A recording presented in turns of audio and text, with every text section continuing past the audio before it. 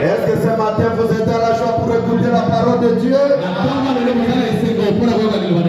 Lisons dans Malachie chapitre 4.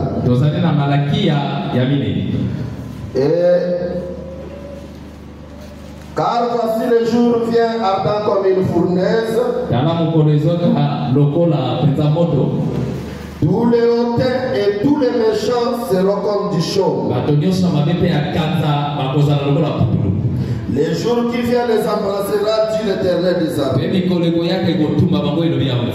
leur restera ni racine ni rameau. Mais pour vous qui craignez mon nom, s'élèvera le soleil de la justice. La guérison sera sur son zèle. Et vous sortirez et vous sauterez comme les veaux d'une étable. Et vous foulerez les méchants car ils seront comme de la cendre sous la plante de vos pieds. Au jour que je prépare, dit l'Éternel des armées. Souvenez-vous de la loi de Moïse, mon serviteur, auquel j'ai prescrit en Horeb pour tout Israël des préceptes et des ordonnances.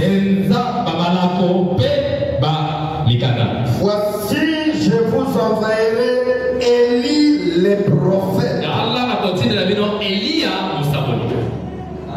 Est-ce que la Bible est dans la confusion?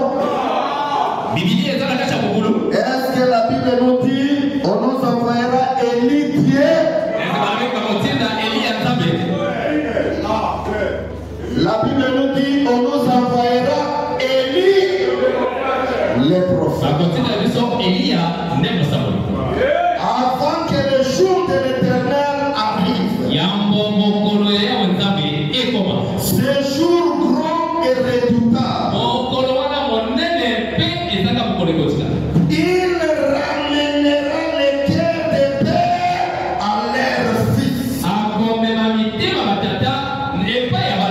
et les cœurs des enfants à leurs pères, des pères que je viens frapper les pays d'Inter.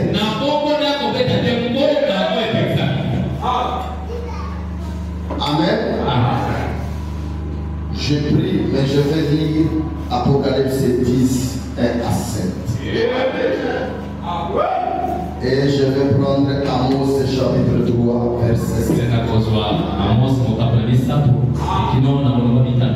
Seigneur Dieu Tout-Puissant, nous te remercions infiniment ce matin de la résurrection. Oh Seigneur Dieu Tout-Puissant, quand tu étais ressuscité, tu avais dit aux apôtres de ne pas aller à Jérusalem, de ne pas aller à Jobé, de ne pas aller à Siloé. Et tu avais un endroit que toi tu avais dit. Tu les avais dit d'aller à Galilée. Et là en Galilée, c'est là où tu les raconteras. Là en Galilée, c'est là où il y aura la résurrection. Là en Galilée, c'est là où il y aura les baptêmes du Saint. Merci Seigneur. Nous sommes en Galilée. Et le Galilée aujourd'hui, c'est le message de William Branham. Merci Seigneur. Que les malades puissent être guéris. Pour ceux qui ont des problèmes, reçoivent des solutions. Pardonne nos péchés aussi. Rends tous nos péchés, nos manquements. Jette-la dans la mer d'oubli. Pour ne plus se souvenir. Je prends l'autorité. Si c'est auditoire, de façon visible, je fixe l'ange de la lumière. Le Saint-Esprit, l'onction. Merci Seigneur. Bénis l'interprète. Bénis cette obéissance. On lève des soucis. On lève des retours à la maison. Des pensées de la vie. Entre nous tout droit. À la profondeur des profondeurs. profondeur qui est ta parole. Au nom du Seigneur Jésus, nous te prions ainsi. Amen. Amen. Ici, Dieu nous a envoyé un prophète, un messager prophète pour l'âge de Laodicée. Il ramènera les cœurs des pères à leurs enfants. Qui sont les pères? C'est le père de la Pentecôte. Les apôtres. Notre foi sera la foi des apôtres. C'est pour cela le prophète Abraham dit, moi, je prêchais comme Paul. Si c'est de Paul rentre, les miens aussi rentrent. Paul dit, si un ange du ciel, un archange, un chérubin vient, descend sur la terre, il prêche l'autre évangile que moi qu'il soit en la terre. Est-ce que vous êtes ensemble avec moi? L'évangile ne peut pas changer. Les dispensations peuvent changer, mais l'évangile, les principes de la parole resteront les mêmes. Est-ce que vous êtes ensemble? Je prends encore premier avec moi. Apocalypse chapitre 10. On prend le premier verset jusqu'à 11. Est-ce que vous êtes ensemble avec moi? J'ai vu un autre ange puissant qui descendit du ciel, enveloppé d'une nuée. Est-ce que vous êtes ensemble? Est-ce que vous voyez cet ange puissant là qui descendait? Il a été photographié. C'est un ange. La Bible n'a pas de contradiction.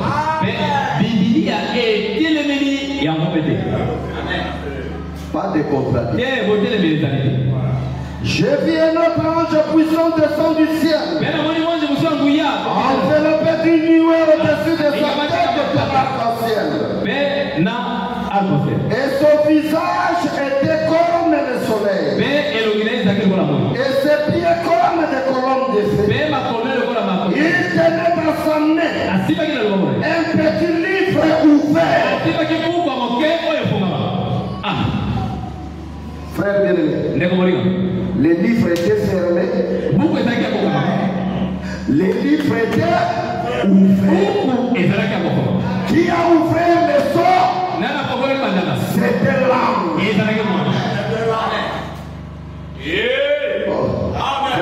On peut prêcher les 7 sommets mettant la Bible.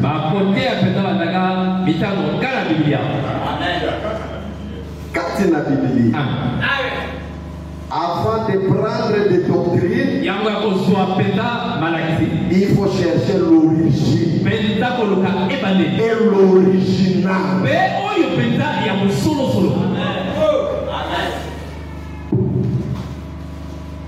Était enveloppé d'une nuée au-dessus de sa tête et d'un arc-en-ciel. Et son visage était comme le soleil. Et ses pieds comme des colonnes. Il tenait dans sa main un petit livre ouvert. Est-ce que l'église est ensemble avec moi? Qui tenait un petit livre? Hein? L'ange, c'est écrit comme ça d'abord. Ce n'est pas Jésus-Christ. C'est écrit comment là? Vous voyez, frère?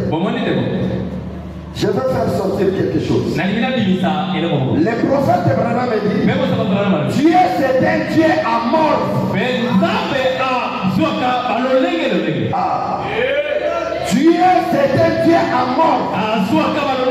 Il a plusieurs missions à accomplir. Quand il veut accomplir sa mission, il prend la forme d'autres formes pour accomplir ses tâches.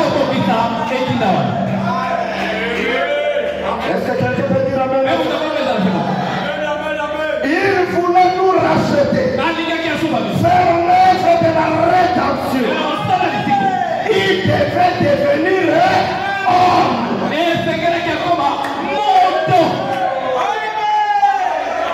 Mais il était toujours Dieu. Mais il vient pour une tâche. Faire l'œuvre de la rédemption. Pour racheter l'homme qui était péché. Le premier Adam qui était péché.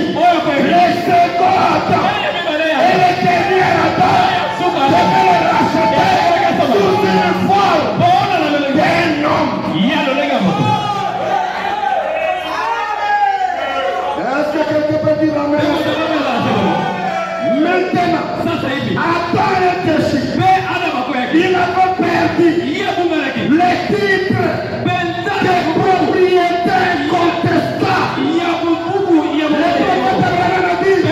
C'était le Saint-Esprit. Personne n'était dit. Rien n'était pas dit. Moïse n'était pas dit. Esaïe n'était pas dit. Jean a pleuré. Il n'était pas bon. Il a pleuré. L'ancien du jour. Qui était l'ancien du jour?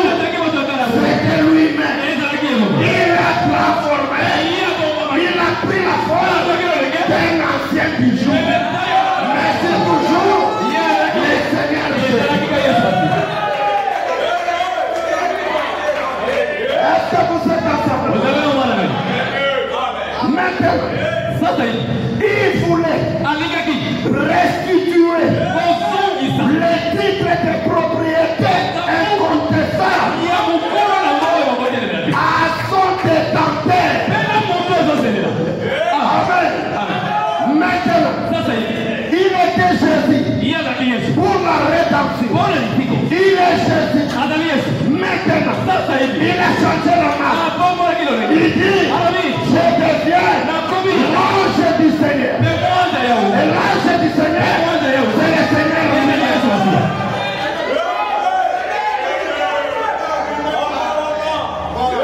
Je veux faire comprendre.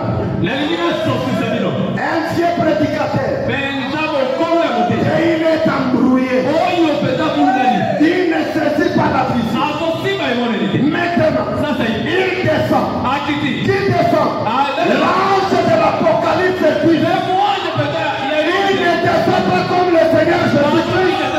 Il descend comme un ange puissant.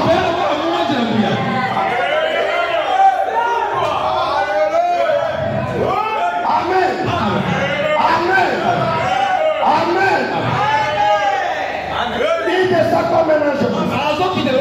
Avec le livre qui était ouvert.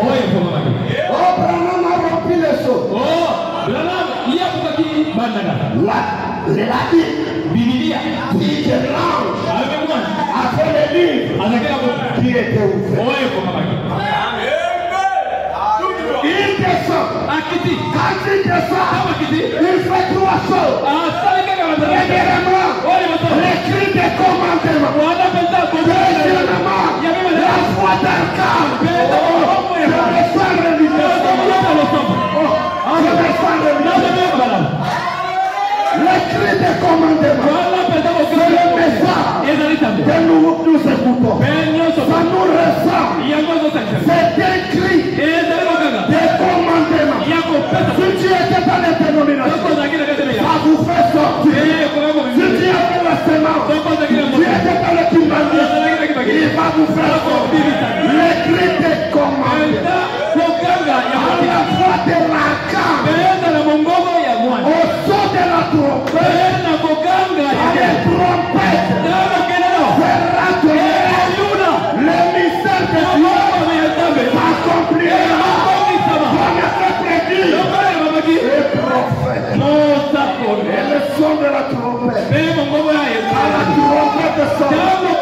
Ce qui est à la terre.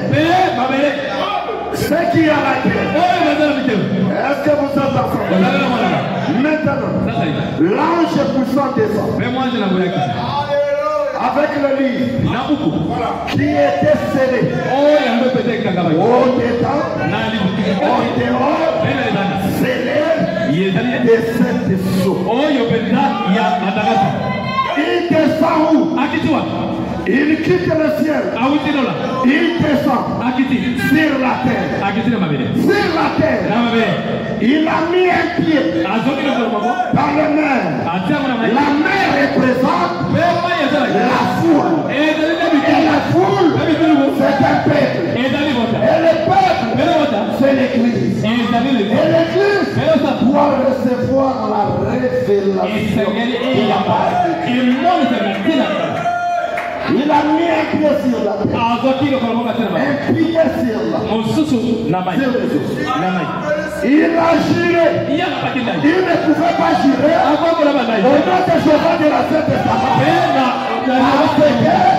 Les Jéhovah de la Sainte Testament, c'est le Jésus du Nouveau Testament. Il a juré par lui-même. Il n'y a pas quelque chose qui soit trop. Qu'il soit tranquille. C'est pour cela qu'il a juré. Qu'on voit le septième ange, quand il sonnera la trompette, le mystère de Dieu sera révélé.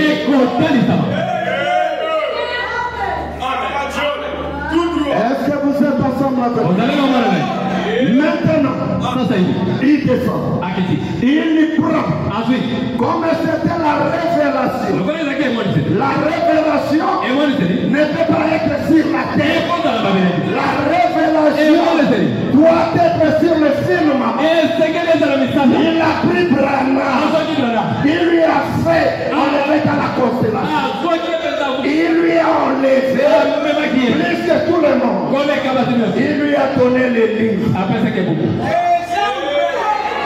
Le livre, c'est le message que nous écoutons. Est-ce que vous êtes ensemble avec moi? Est-ce que quelqu'un a compris quelque chose? Est-ce que quelqu'un a compris quelque chose? L'ange puissant descend. Avec le livre. Il a donné au prophète William Alon. Et quand les sceaux, prophète Branham avait prêché les sceaux aux côtés de ceux qui étaient des véritables. L'ange verrait chaque jour. Écrit ça. Prends ça. Prends ça. Ça, ce n'était pas un domaine humain. C'était un domaine spirituel. Pour comprendre cela, il faut être un homme spirituel.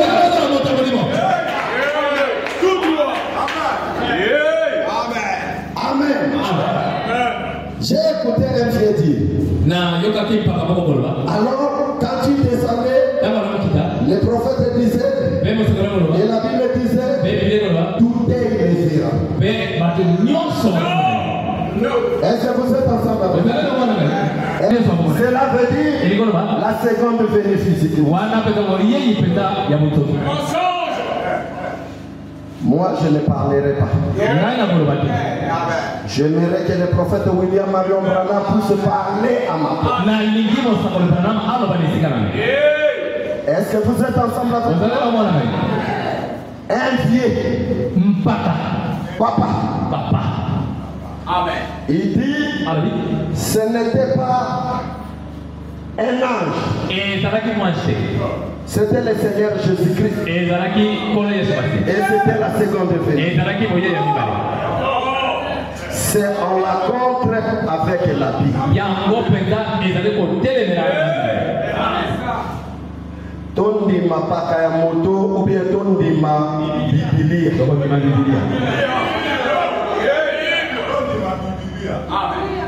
Amen. Je voulais enlever cette. Tout est le verra, ce n'est pas la seconde venue physique, littérale du Seigneur Jésus.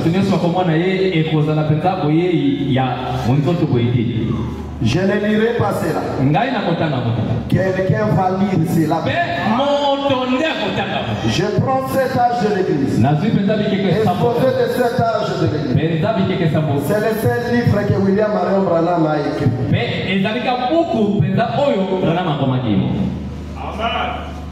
Oh, pasteur, mais tous ces brochures. C'était l'ange qui venait lire. Mais ça, il a lu, il a pris des histoires, des historiens, tout ça, il a rassemblé, il a écrit son livre, on appelle les 7 âges de Dieu. Page, je crois, 35. Il n'y a pas de paragraphe ici. Écoutez. Est-ce que vous êtes ensemble avec moi? 35.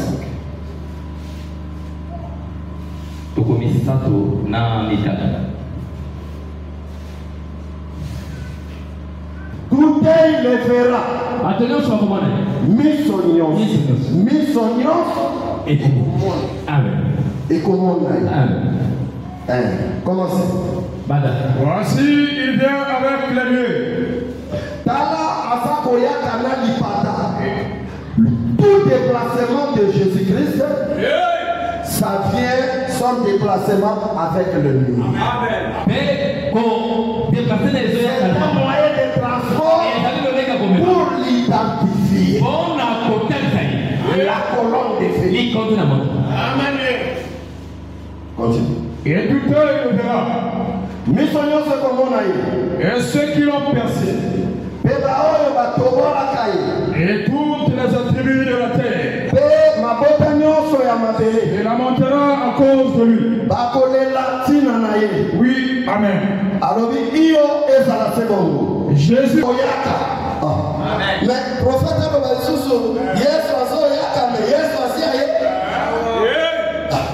oh, confusion. Jésus vient. Amen. Parce que ça, ce n'est pas la seconde venue. C'est l'ange puissant qui descend avec le livre qui était le message de notre temps pour Toyokina. Le message était pour lui à révéler ses armes. C'est-à-dire, ma confiance va rater en livre. Oh, vous les mandez. Continuez bien. Jésus vient. Jésus, Dieu vient. Le prophète vient. Le sacrificateur et roi vient. Le tout en tout vient. Viens bientôt. Amen.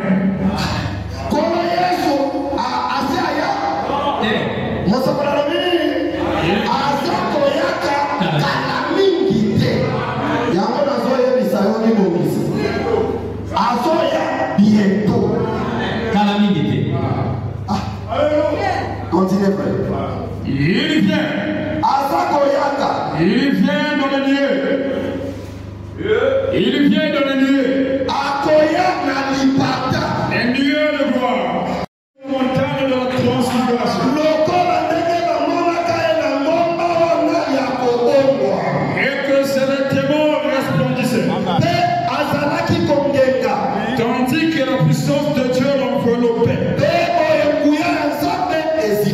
Et tout le verra. Amen.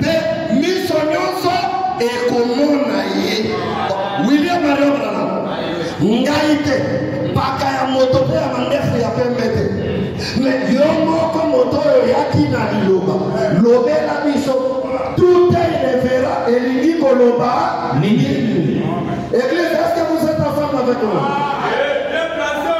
Continuez, frère. Ce qui veut dire.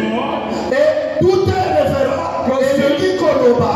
Que ce n'est pas l'enlèvement.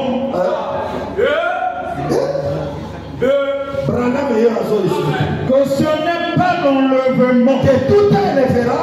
Ce n'est pas l'enlèvement. C'est quand il vient de prendre sa place illégitime de gouverneur du monde. Est-ce que l'église va vous dire m'amène dans ma caméra?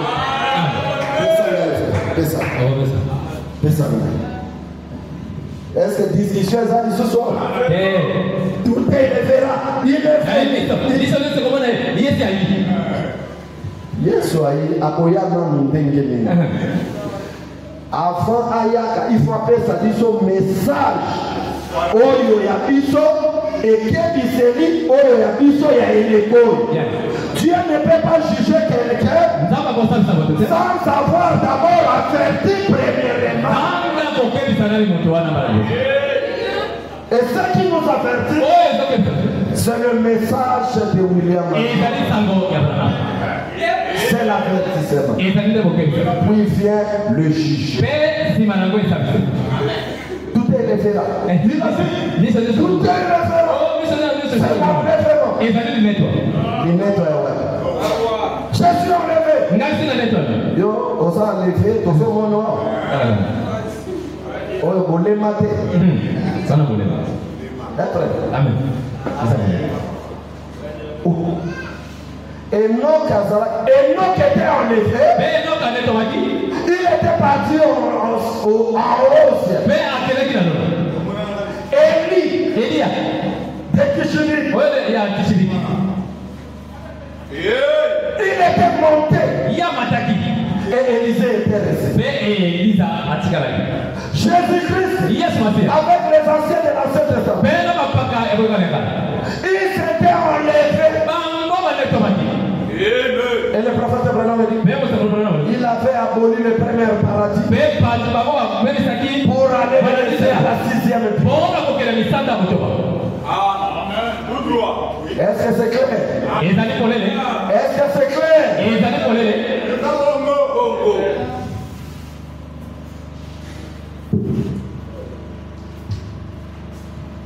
Écoutez, lisons. Est-ce que nous avons fini de lire Apocalypse chapitre 10? On était dans quel verset? Il était dans sa main un petit livre ouvert. Et posant son pied droit sur la mer et son pied gauche sur la terre, il cria d'une voix forte, comme il rugit un lion. Quand il cria, les sept tonnerres firent entendre leur voix. Est-ce que les sept tonnerres sont révélés? Bible n'a vu sur le Dieu est révélé. Mais yo motomosusu yoye olobi que ba tonnerre est révélé. Mais ce qui tonnerre est révélé, yo za un message parce que message otozo yo ezali ba tonnerre sous forme de bombes et de brochures. C'est que yo za dénomination. Les tonnerres ne sont pas encore révélés. Les septièmes n'est pas encore révélé. Frère, les septièmes n'est pas encore révélé. C'est révélé dans ma Bible. Dans Apocalypse chapitre 8. Apocalypse chapitre 8. Commençons par les premières versets. Toyoka soki septième son les années nous révélés. Frère, fais vite. Quand il ouvrit le septième sceau, Balobi, quand il ferma le septième sceau, continue, frère. Il y a eu dans le ciel un silence d'environ 1,5 heure. Tango lembo ya sambo efungwamaki lona ezalaki na silence ya demi-heure. Il y avait une silence de demi-heure. Les gens cherchaient Jésus. Il est où? Il est parti où? Pourquoi? Il y avait de grands mystères à révéler. Il ne voulait pas que Satan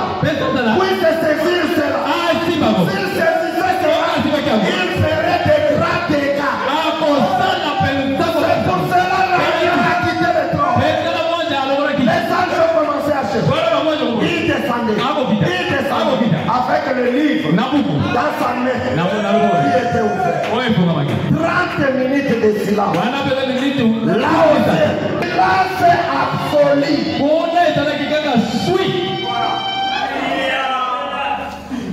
Continuez, frère. Et je vis les 7 anges qui se tiennent devant Dieu. Namoni ba ange sambo. Ba ange bayaki obazalaki combien? 7.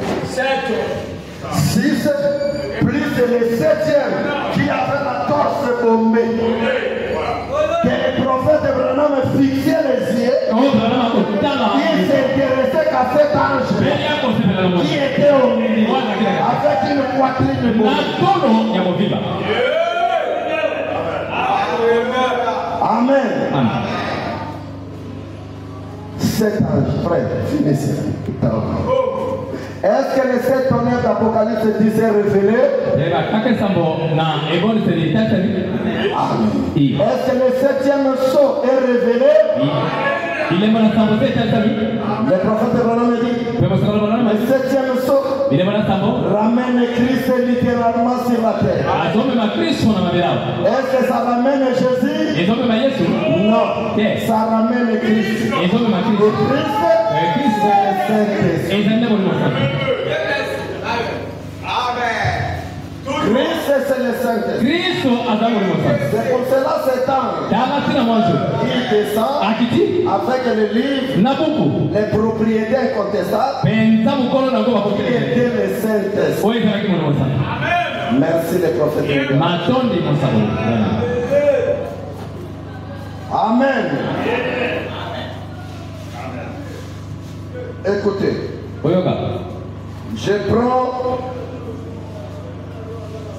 je prends 7. Quand il sonnera de la trompette, les mystères de Dieu s'accompliraient. Comme il a annoncé à ses serviteurs. Et la voix que j'avais entendue du ciel me parla de nouveau et dit: va, prends des livres, ouvre, prends des petits livres ouverts. Frère, ici quand nous sommes à la Bible, solo bakata beaucoup des alaki pour l'aider agneau à rompre bassou. Est-ce que vous êtes ensemble? Les livres n'étaient pas fermés. C'est l'agneau qui a ouvert le livre. Parce qu'il était dit de ouvrir le livre et de rompre les livres. Amen. Dans les mains de l'ange qui se tenait debout sur la mer et sur la terre. Qui était cet ange? Il est là. L'ange du Seigneur. Frère, cet ange, c'est le Seigneur Jésus. Mais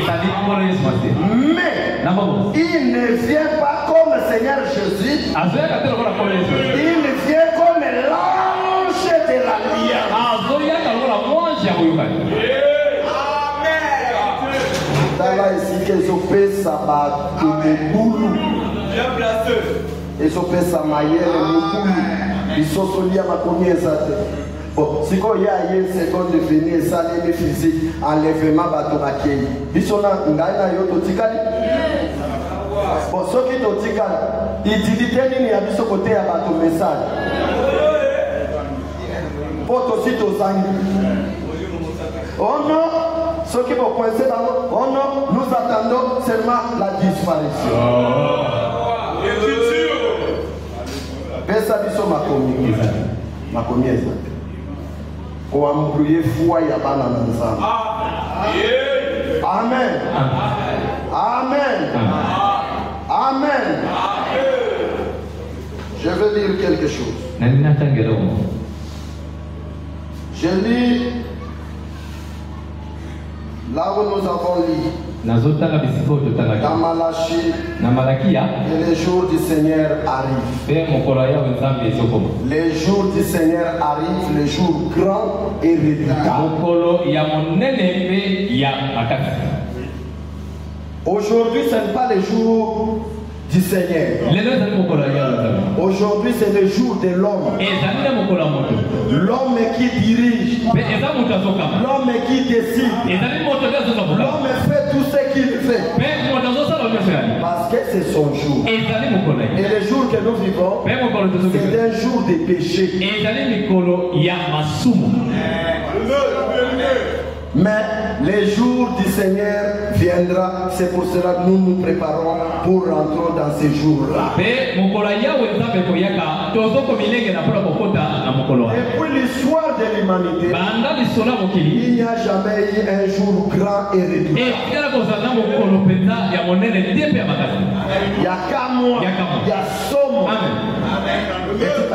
Amen. Oyo basantu bakonyata. Tokonyata, ba généraux, ba président, ba ministre, zomola na ba pays. Tokonyata bango, ba kosalokola ba poussière. Les jours que l'Éternel prépare. Alléluia. Pasteur moko moto moko aleki na voiture apanze mai. Alobi tala moto na konyata na makolo yo azobanga ngata sopelanga mai. Amen. Amen. Amen. Amen. Est-ce que vous aimez le prophète William? Écoutez, nazotanga kakawana wana tokota na prédication na biso. Nakozala mola ile lote. Je ne serai pas non. Les jours du Seigneur. Je prends cet âge de l'église. Page 46. Page 46. Wana nokasa ya tukuminei na motoba.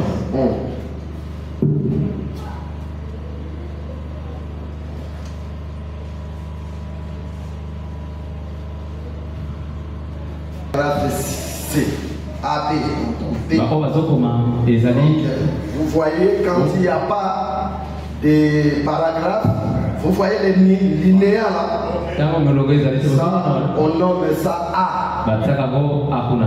Les linéas qui suivent là, c'est B. Ça, c'est C. Ça, c'est D.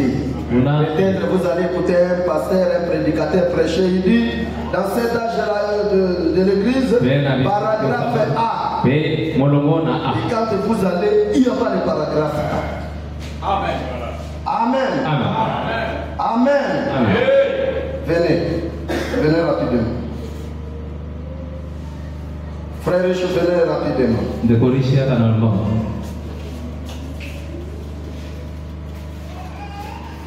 Lis-moi à partir d'ici.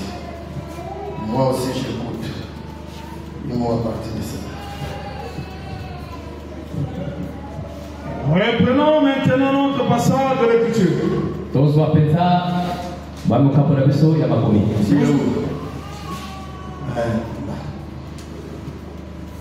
Nous savons ce que le jour du Seigneur n'est pas. Si ce n'est ni le samedi, ni le dimanche, qu'est-ce que c'est? Eh bien, les jours du Seigneur, les autres disent c'est le dimanche. Les autres disent c'est le sabbat, le samedi. Mais les jours du Seigneur, qu'est-ce que c'est?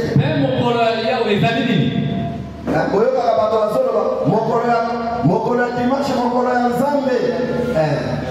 Ezali mokolo ya nzambe te. Mokolo ya bato.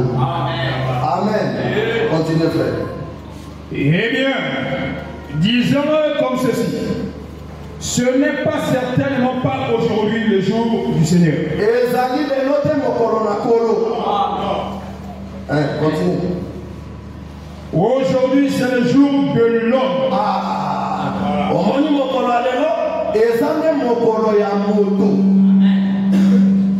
Ce sont les actions des hommes. Les œuvres des hommes. Amen. Continue. Les œuvres des hommes.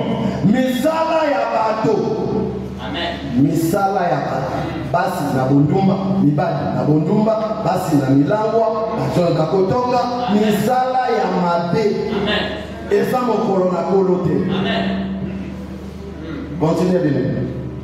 L'église des hommes masambo ya bato moto azoya na losambo na lolenge na ye alingi bakamba ye te alingi amikamba ye moko asala makambo na ye na ndenge na ye. L'église des hommes et des femmes. Le culte selon les idées des hommes. Masambo kosambela kokokana na lolenge ya bato akoki kondima akoki koya lelo comme lobi mpe akoki koya te. Ese bozolandesa kweli wana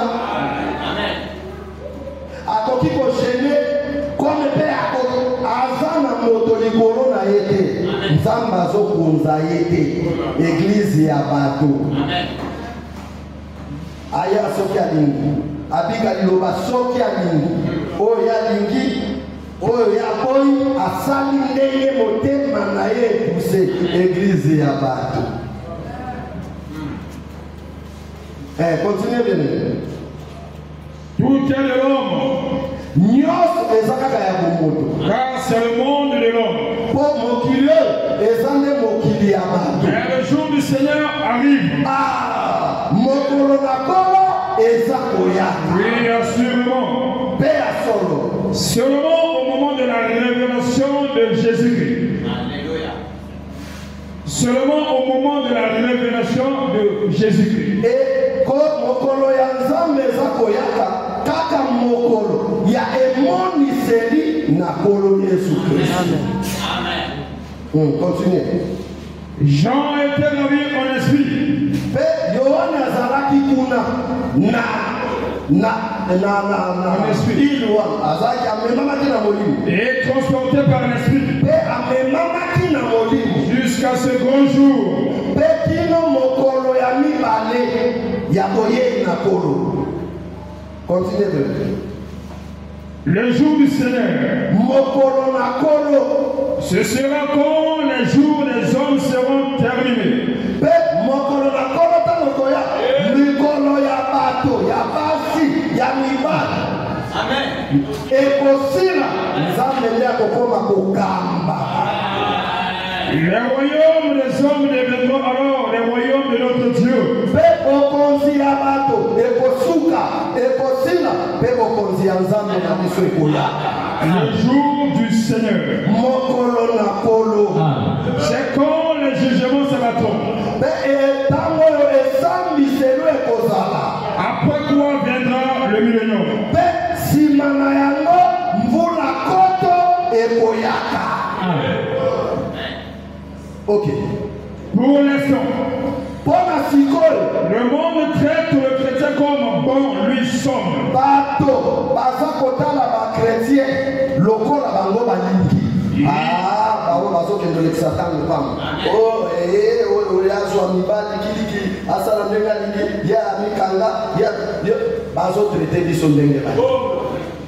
Il le traite de tous les noms. Et se moque de lui. Mais ce jour grand et glorieux arrive.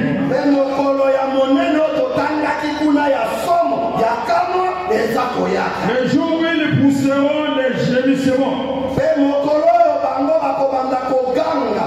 et des hurlements.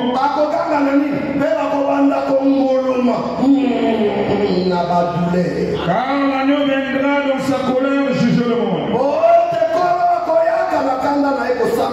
Ce jour sera celui des justes. Où ils seront avec leur Seigneur. Car les méchants seront consumés.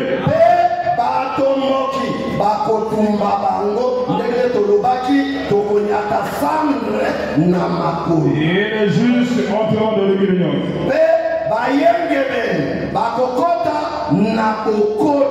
Amen. Amen. Amen. Bon, nous sommes dans le millénium. Oyo moto yo abelaka bamemaka ina kabano uswate bomema ina kabano batala moto na yeso kezamala millénium sala fait la seconde venue du Seigneur tala mokolo na kolo ezakoya. Amen.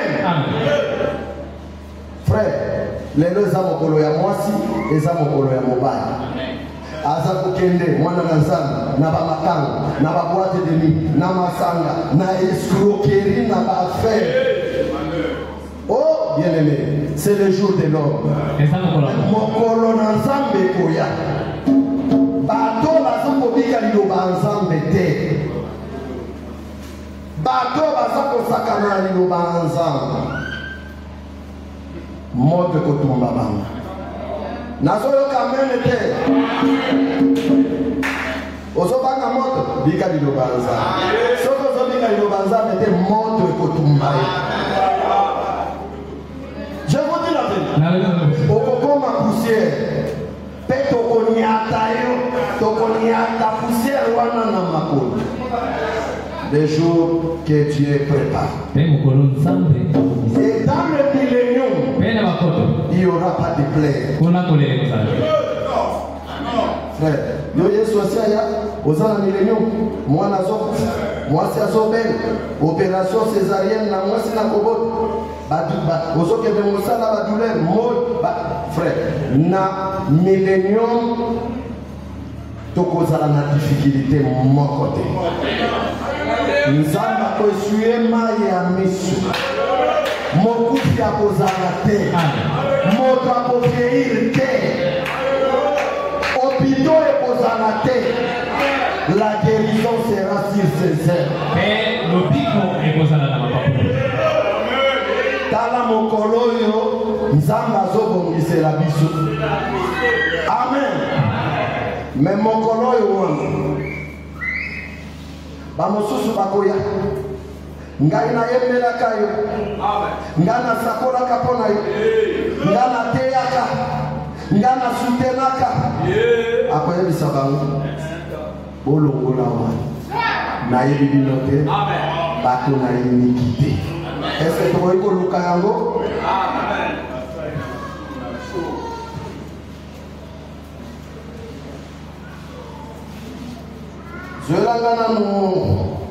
Jean, je ne sais pas si c'est Jean chapitre 13, je crois.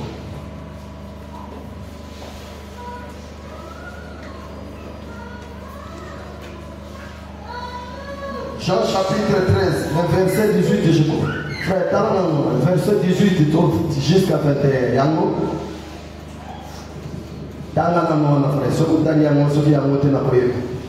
Vous m'appelez maître et seigneur.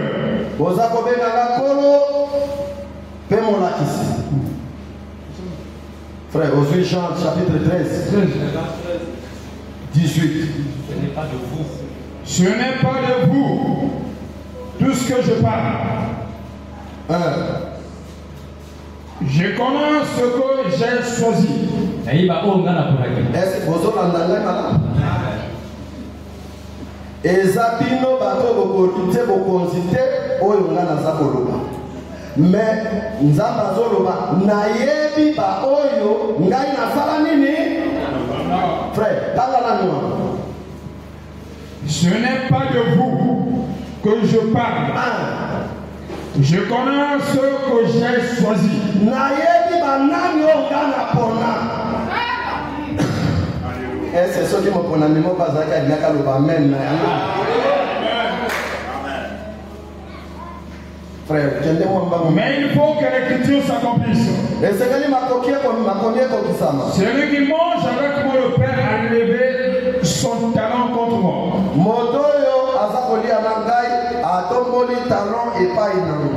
Dès à présent, je vous le dis. Dès lors, Jésus commença à faire connaître à ses disciples. Il fallait qu'il aille à Jérusalem. Il souffre beaucoup de la part des anciens.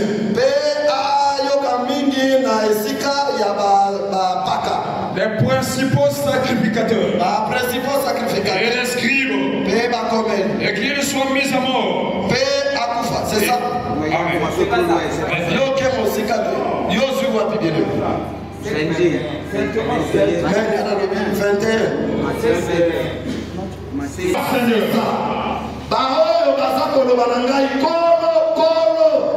N'entrera pas tous dans le royaume des cieux. Mais celui-là seul qui fait la volonté de mon Père.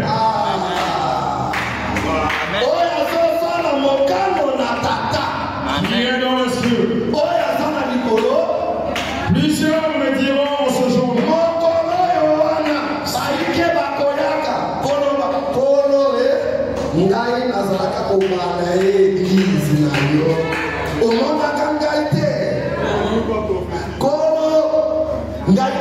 Soutenir Mosali na yo.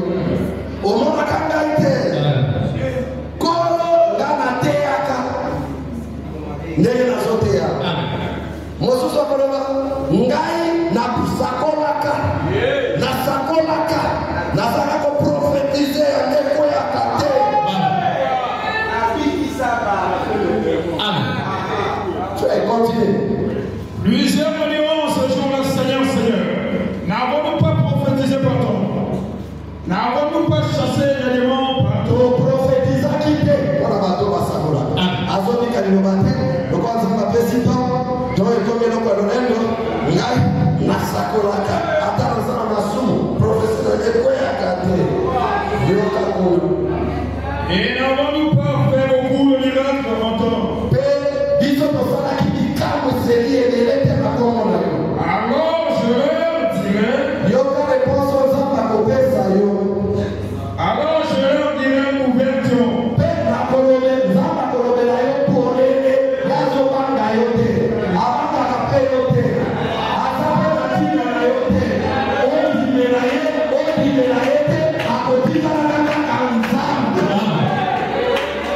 Je ne vous ai jamais connu. Retirez-vous de moi.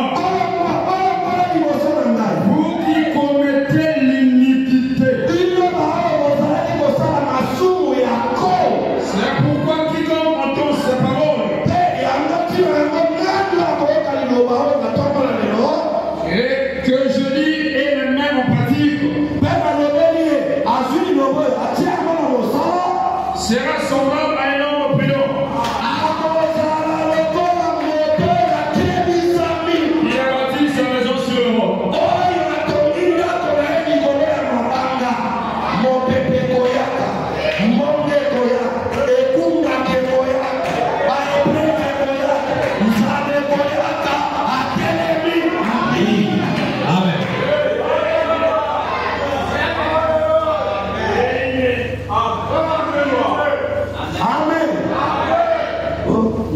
Mikolo makambo ezosi mate nzambe ayebite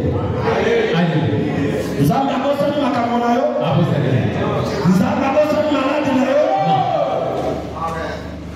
yo linosala nzambe lokola akosani azomona te na Pierre walobi miso na ngai eza brake c'est-à-dire elongolaka te likolo ya basantu matoi na ngai eza ya kokangama te mpona koyoka mbela na bango lelo kozosala te namona bango te nayoka te masumu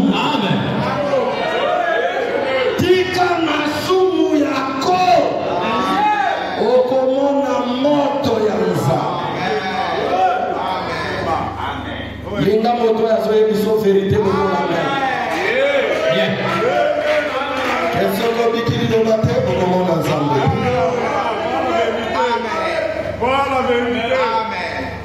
Est-ce que ce que je dis là c'est la vérité? Est-ce que ce que je dis c'est la vérité? Frère, tozala nanu bato nzambe akiyebisi biso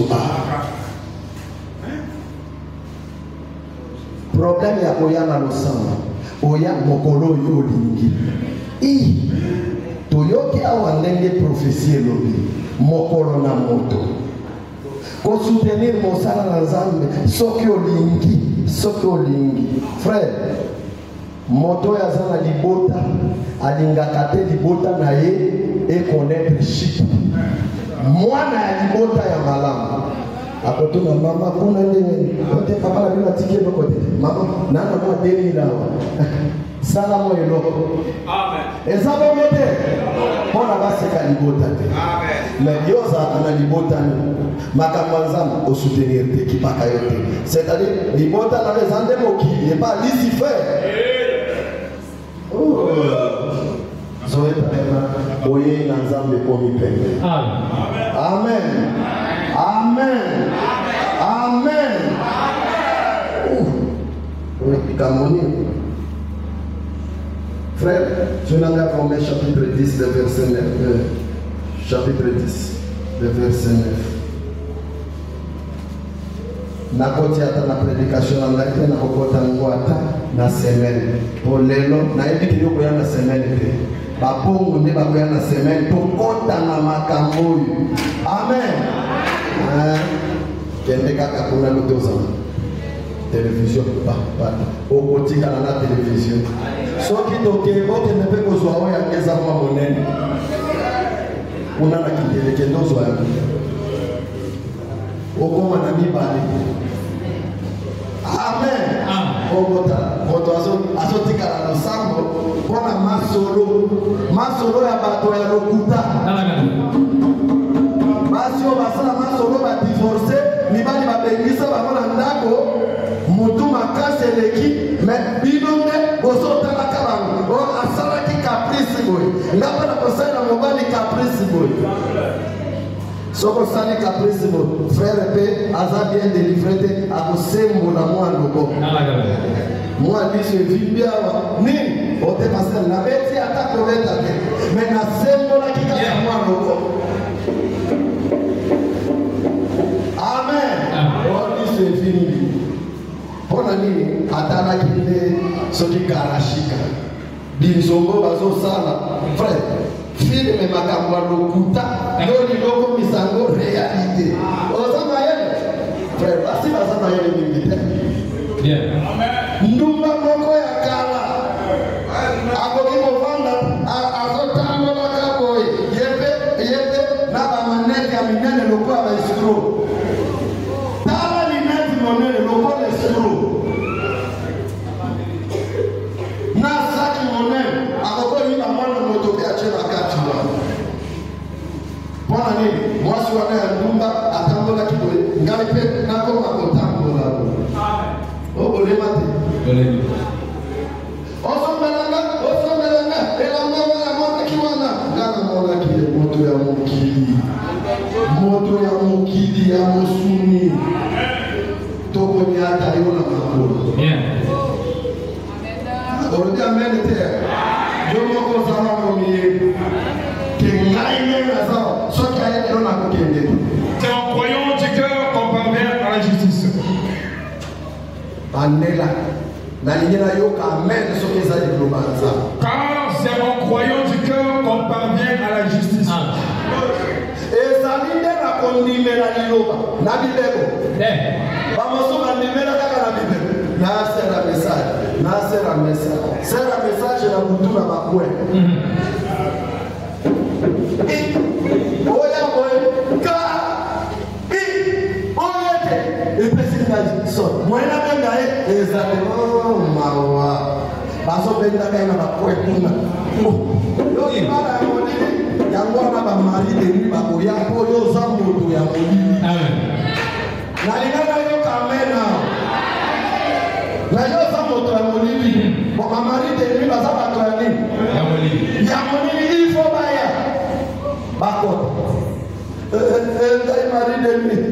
ngai mari de ni délivrance pona ni na bakwe na ba inachevé yango ni bala na ko zaka inachevé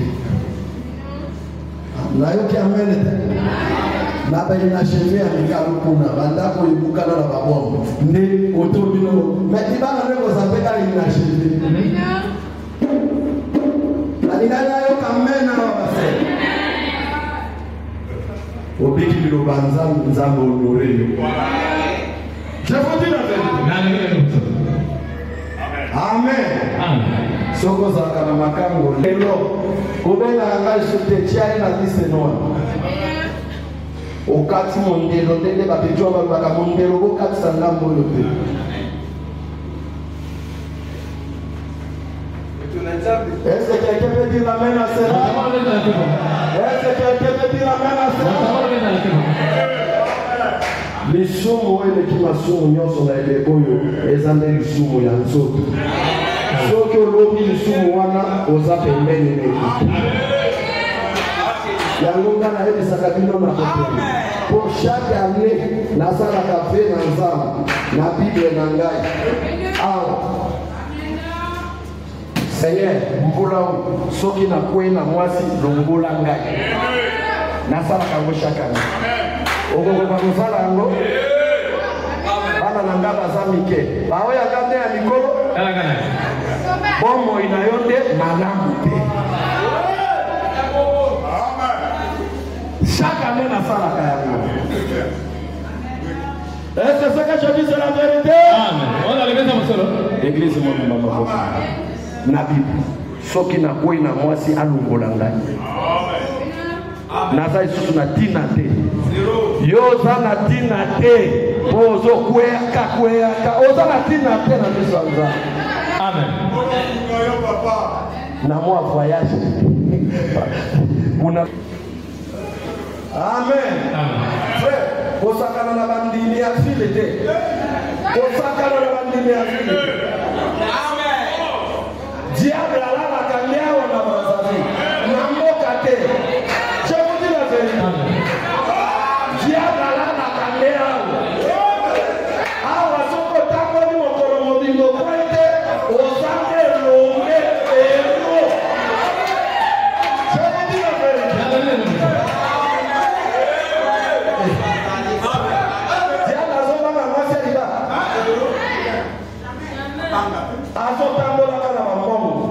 Petite viens, qu'est-ce que tu veux? Mais Android, quel dopona, il y a 100 000. Bon, mais ça, d'abord, on peut savoir 600 000.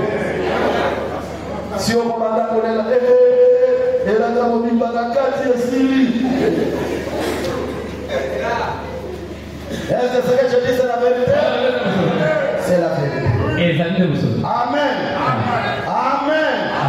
Frère, ce que l'on dit makambo ya basi na ya bibali oza pembeni ya porte. Je vous dis la vérité. Ozomona ke ngai vraiment nazokende nano ezala mibali baza tante ezala basi baza tante. Amen. Donc il y a un frère dans le cas c'est soulagé. Tout soit kabisi na kulunda wana na sima na yango. To ya kala bonamona bandiko katisa ngana frère. Ba mu lumière na frère. Donc il a mauvais coup. To bandiko ya. Passez. Ou awa ndeba sala ka pembeni go.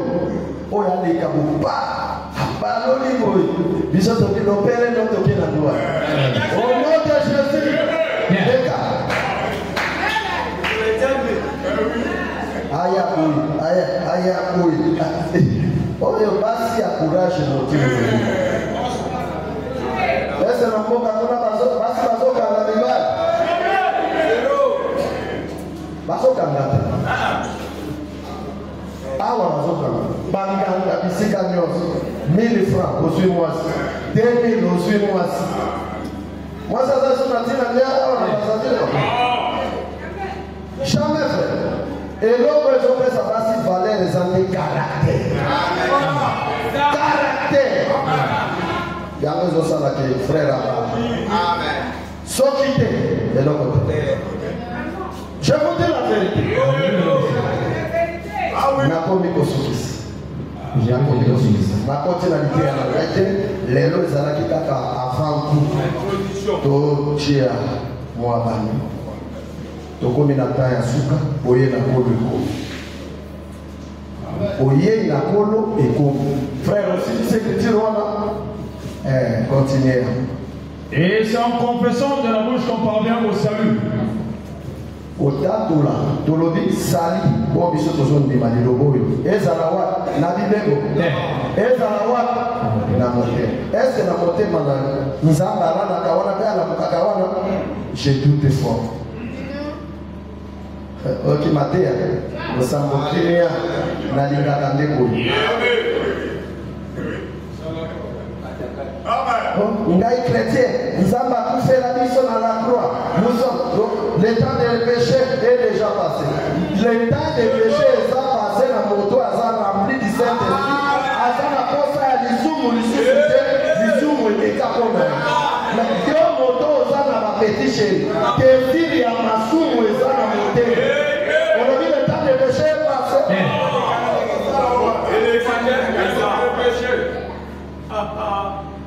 Le temps de péché est passé pour celui qui a reçu le baptême du Seigneur.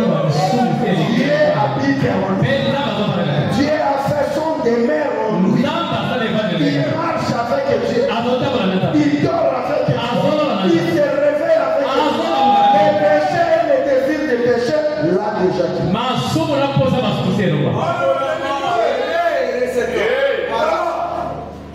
Yo moto ya koswanga ya bitumba. Ozana kola ya bitumba, kilote ya bitumba. Yo lobike yo le temps de péché passé. Ozana kati ya masumu. Eloko ezotalisa ke obiki na motoza mobesu mokate oyo ebela ngambo moko. Basombaka yango te. Ngambo oyo pembe, ngambo oyo mwa maro. Soki moto atali abaloli yango kaka boatiki yango pembe. Christianisme eza te soldat. Nakomi kosukisa. Ok, je suis dans le message. Est-ce que le message eza kati na yo? Amen. Je suis dans le message. J'écris le message. Est-ce que le message est écrit? Amen. Ça me dit là yo. Ça me dit là yo. Yo me dit ça. Est-ce que ça goana et comme il bon ina yo indi là yo.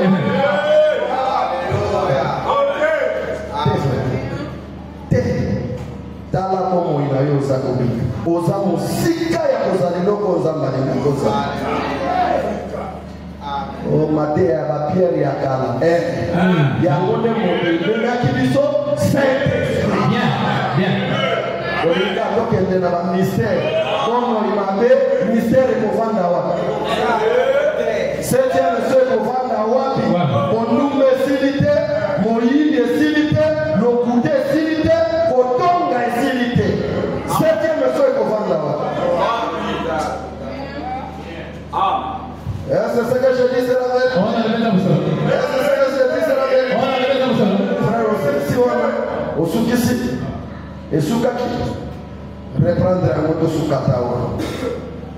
Nous allons nous ensemble na biso moko. Amen. Zwanga Jean chapitre 14, verset 2. Il y a plusieurs demeures dans la maison de mon père. Oyoki kuna kuna na ndako ya tata bifandelo ebele. Si cela n'était pas, je vous l'aurais dit. Soki yango ezalaki bongo te na lingaki na yebisa bino. Je vais vous préparer une place. Nake kobongisela bino esika bino peke botikali awa bomibongisa. Le temps de la préparation. Dieu est en train de nous préparer des plans. Des demeures. Il aussi, nous nous préparons. L'épouse du dernier jour se prépare lui.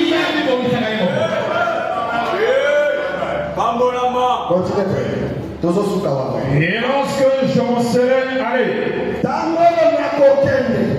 et que je vous aurai préparé une place, je reviendrai et je vous prendrai avec moi, afin que là où je suis, vous soyez aussi. Bon frère, Jésus a dit la vision ici. Nakotinda bino pambate, nakotinda bino mosungi, bokoza bofelete, nakotinda bino molimo mosa. nakeko bongisa kotongela bino bandala ntango to asutenaka mosala nzambe te ndako lelino inacheve okolala na ndako inacheve akeko bongisela biso esika akoya kozwa biso alobi nini akoya kozwa biso esika oya kozala biso mpe tokozala wana mais vrai esika biso tozali ala jésus azala na nzoto tozomonaka ye esika oya te c'est-à-dire tokotika mabele enlèvement tokotika mabele bamort à Christ bakozala ressuscité bamort à Christ premièrement soki azokita premièrement bamort ya Christ il faut bazala ressuscité après tokoite mokili mobimba ata bakoki koressuscité te kasi Branham bakoki koressuscité te alléluia est-ce que tombe Branham eza scellé eza ouvert Branham azala kati enlèvement na Yerusalem résurrection mpe nani amen est-ce que c'est clair est-ce que c'est clair est-ce que c'est clair yo enlèvement wana nazala te déclaration na ta ya Branham moto moko alondaki ke enlèvement esalemi azwi voiture akende koyebisa Branham akoma na nzela atala basi oyo alitaka oyo alobi oyo nakoma sepa Branham te nazonga enlèvement na Yerusalemi te po bato oyo bakozala kuna amen amen que le Seigneur ajoute la bénédiction sur ça.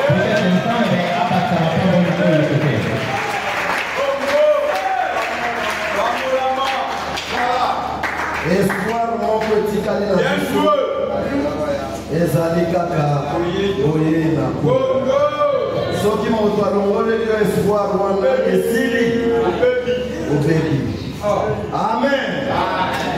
Onyata masumu na makolo. Onyata masumu na makolo. Basere yemba elonga.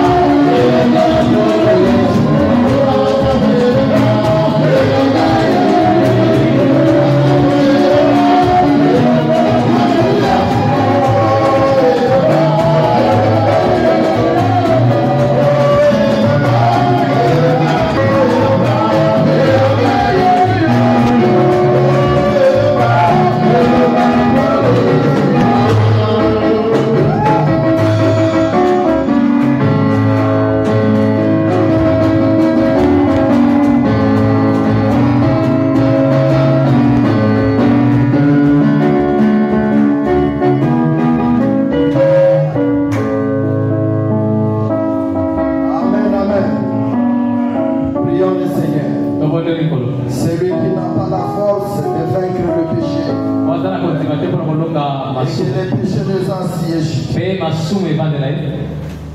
Soulevez seulement la main en main. Matesanga na loboko. On va prier pour vous. Seigneur Dieu Tout-Puissant, Kolo nzambe na nguye. nous avons écouté ta parole. Toyoki liloba na yo. Seigneur, la parole a été prêchée sans compromis. Pe liloba etiani kozanga mobakito. Et les mains sont levées. Pe maboko ezali kolo. Les gens qui ne vivent pas la parole, Pe moko na moko azobikela liloba te. et qui a des péchés, Pe eza na masumu. il a pris l'emprise dans leur vie Oyo ezwi mpenza boko na et boko. qui n'arrive pas à se débattre. Oyo bango bazokotika te. Oh, tu es tout-puissant. Kolo nzambe na nguye. Quand tu avais accepté la croix, Tango yo ndimaki ekulusi. c'était pour que nous puissions être plus que vainqueurs. Pe tozala koleka balobi. Quand tu étais ressuscité, Tango yo sekwaki. c'était pour que nous étions ressuscités avec toi en nouveauté de vie. Pe tosekwaki na yo na malatika. Oh, tu es tout-puissant. Nzambe na nguye. Il n'y a rien qui peut nous retenir dans le péché. Eza na eloko te kokanga biso na kati ya masumu. Le sang était versé. Pe makila esopalaki. Le rideau de la table a été déchiré en bas jusqu'au haut. Ezamba templo epasonaki wuta likolokelo na se. Et chaque personne peut rentrer dans ta présence. Pe moto nyonso akokota na bozalisika. Oh Dieu, Nzambe. c'est le diable qui est venu par les distraire. Ezali satana moko ngai kobomisa bakati. Je le réclame par le sang de Jésus. Ngai nayi kosenga mpona makila na. Tout péché qui était au-dessus de nous. Pe masumu nyonso ezalaki likolo na bango. Oh Dieu, Nzambe. ton prophète Abraham a dit, Pe mosakolo na malobi. la foi c'était triomphateur. Kondima mpenza azali kolongi koleka. Il peut battre les péchés Pe akozwa masumu. et mettre les minottes Pe azwi minyololo. et les mettre dans le géant. Pe atiango na. Laisse que la foi de tout un chacun se Tika manifeste. pe komina moko na moko. Puisse arrêter les péchés Pe etelisa masumu. qui avaient dominé sur lui, Oyo ekonzali bango. afin qu'il puisse dominer sur ses. Pe bango bakonzali bango. Et tous ceux qui sont venus malades, Eloko bayina bokolo. qu'ils soient guéris au nom du Seigneur. Abikisa bango. Tous ceux qui étaient liés Pe bayinosi na kaka. par les coutumes, Pe na kati ya bokoko. par la mondanité, Pe na kati ya bokoko. par les péchés, Pe na masumu. qu'ils soient délivrés au nom du Seigneur. Akakola mana kola Yesu. Merci Seigneur. Ato mikono. Ceux qui manquent le baptême du O Seigneur, bazangi bata molimo sana. donnez le baptême du Seigneur. Pesa magoli bata molimo sana. Merci Seigneur. Ato mikono. Bénis notre chemin du retour. Pe pamba la bozonga biso. Nous voulons que Seigneur, Tolingi kolo. que les jours où tu viendras, Pe mokolo yoko yaka. les jours où tu viendras prendre l'épouse, Pe mokolo yoko izwa mwasi kabila. que personne ici ce matin Pe moto moko te na toka lelo. puisse manquer ce jour. Azanga na mokolo wako.